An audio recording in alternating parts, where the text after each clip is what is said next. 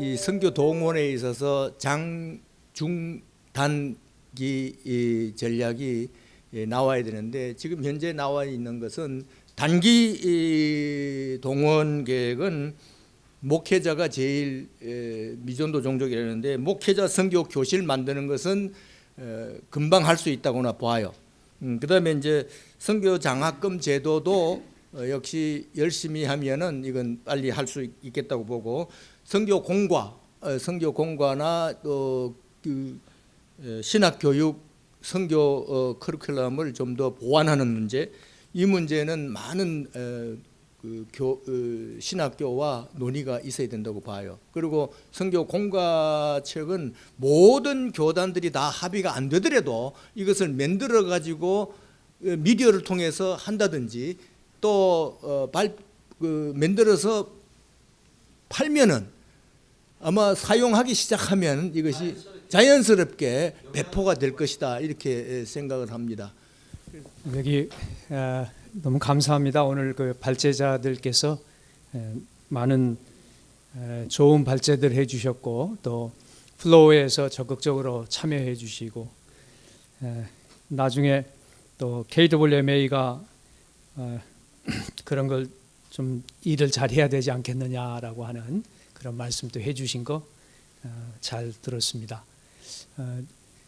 또 타겟 2030에 대해서 제가 타겟 2030 운동에 대한 것들, 이거는 뭐 지난 KWMA 제가 사무총장직을 맡자마자부터 얘기가 나와서 이것을 빨리 수정해야 되지 않느냐 하는 그런 얘기가 나왔지만 저는 이거를 어떤 문자적으로 수정하는 것, 이것보다도 더 중요한 것은 어떤 면에서 정신을 우리가 어떻게 이어갈 것인가 하는 것으로 생각을 해서 사실 숫자적인 이러한 변화에 대해서는 우리가 많은 언급을 하지 않았습니다. 여러분 잘 아시듯이 목표 선언문에 저희가 타겟 2030에 2030년까지 50% 이상의 한국교회가 선교에 동참한다가 첫 번째입니다. 이것을 하지 말자라고 하는 사람은 없을 것 같습니다. 두 번째가 체계적인 훈련이 이루어진다. 이거 훈련하자고 하는데 하지 말자고 하는 사람도 없고요. 전방개척 선교운동을 확산한다. 이게 세 번째인데 세 번째도 마찬가지입니다. 네 번째가 10만 명의 선교사를 파송하여 100만 명의 자비랑 사역, 선교 사역자를 일으킨다라고 하는 이 이슈가 사실 항상 걸려왔습니다. 다섯 번째는 선교 정보 네트워크를 구축하여 전략적 선교가 이루어진다. 이것도 모두가 다 공감하는 얘기고요. 건강한 선교를 위해서 전인적 멤버 계회와 선교 신용 평가 시스템을 구축한다. 이것도 마찬가지입니다. 일곱 번째 마지막으로 한국형 선교 모델을 개발한다. 그래서 7가지 중에 6가지는 모두가 다 공감을 하고 정말 참 잘 이런 큰 주제 이 목표를 설정을 하셨다, 이렇게 공감을 하는 얘기였습니다. 그런데 이제 숫자가 선교사 10만 명, 100만 명의 자비랑 사역자, 이거를 어떻게 할 것인가, 이거를 고쳐야, 그러니까 타겟 2030 운동하면은 바로 그것만 생각을 하니까 사실 꼭 굉장히 오해가 많이 되었던 것 같습니다. 저는 이 숫자를 우리가 변경하는 것보다도 2006년도에 한국교회가 이런 목표를 가지고 이런 운동 선교를 잘해보자고 하는 그러한 목표를 셋업했는데 이거를 바로 바꾸지 말고 우리가 역사의 계승을 하는 뜻에서 그대로 놔두고 그리고 계속해서 선교를 또 동원하면서 노력하는 것이 필요하지 않겠나, 이렇게 지난 3년 반을 지내왔습니다. 저는 오늘도 역사는 단절되는 것보다는 계승이 좋다라고 보는 사람입니다. 그래서 가능한 대로 계승이 되어야 되겠다, 이렇게 생각을 하는 것이, 우리 전은표 선교사님 어디 발표하고 어디 가셨나?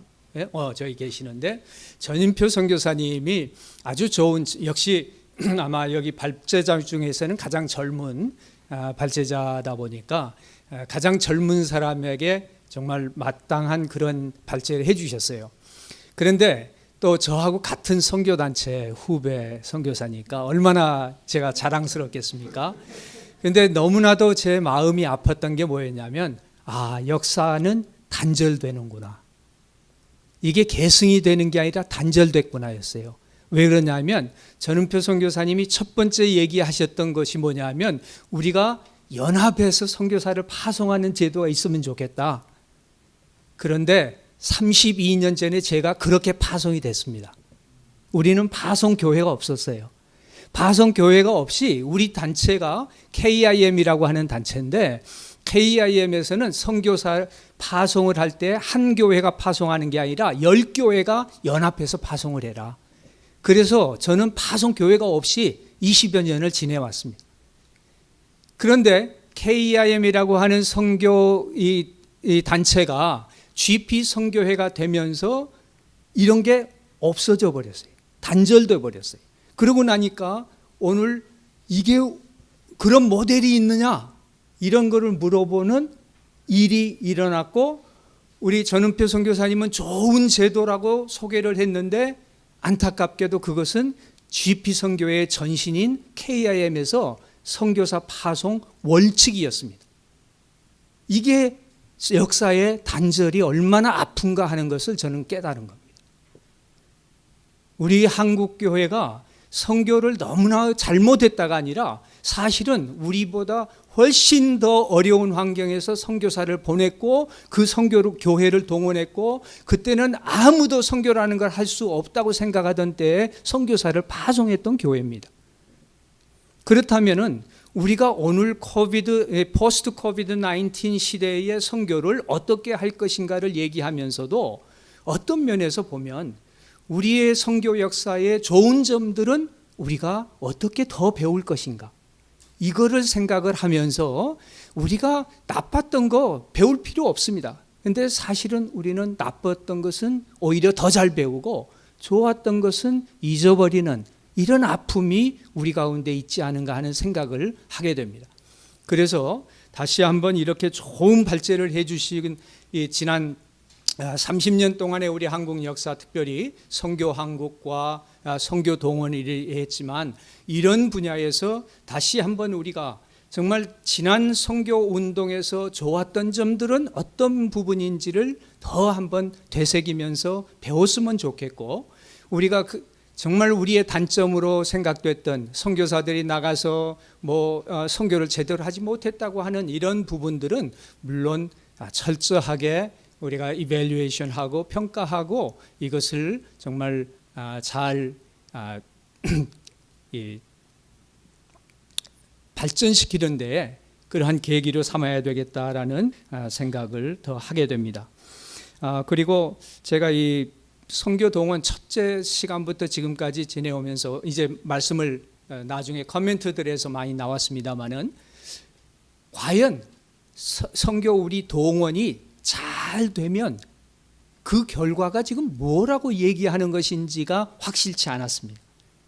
그러니까 선교 동원을 처음부터 얘기하는 거는 선교사를 더 많이 내보낸다는 거냐, 아니면 지금 선교사의 숫자가 줄어들고 있는데 이 선교사 숫자를 최소한으로 그래도 어느 정도는 유지해야 된다는 것이냐, 아니면 뭘 지금 선교 동원이라고 하는 거지?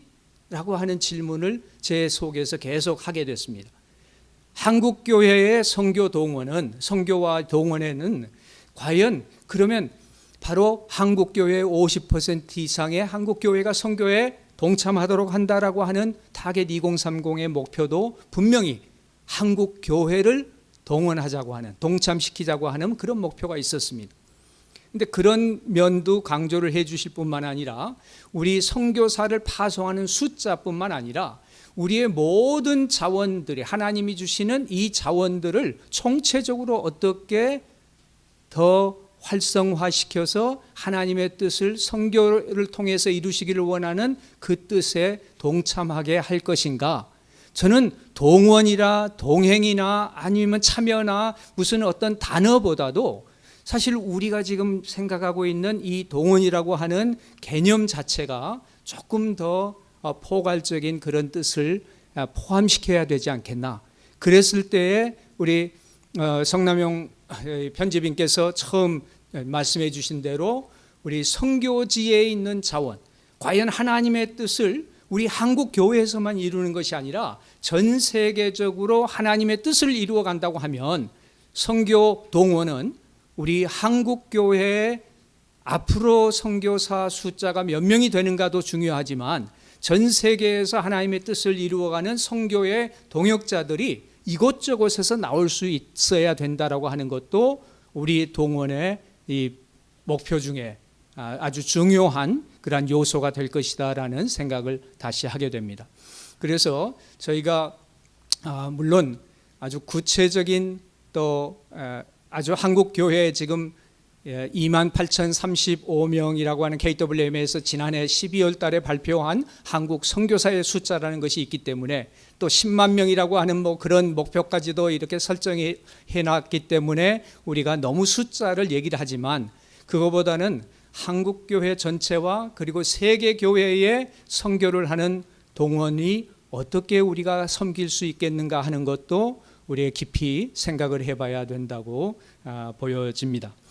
다시 한번 이번에 아주 좋은 그러한 제안 발제를 해주시고 또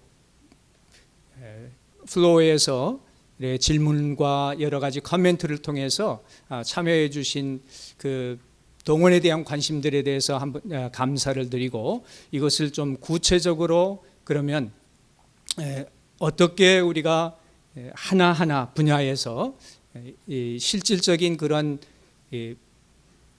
그러니까 실천 방안이 좀 논의될 수 있는 그런 길이 그런 시간들이 있었으면 좋겠다는 생각을 하고 이렇게 마치겠습니다. 시간을 더하면은 꼰대라는 소리가 또 나올 것 같으니까 이제 마치도록 하겠습니다. 감사합니다.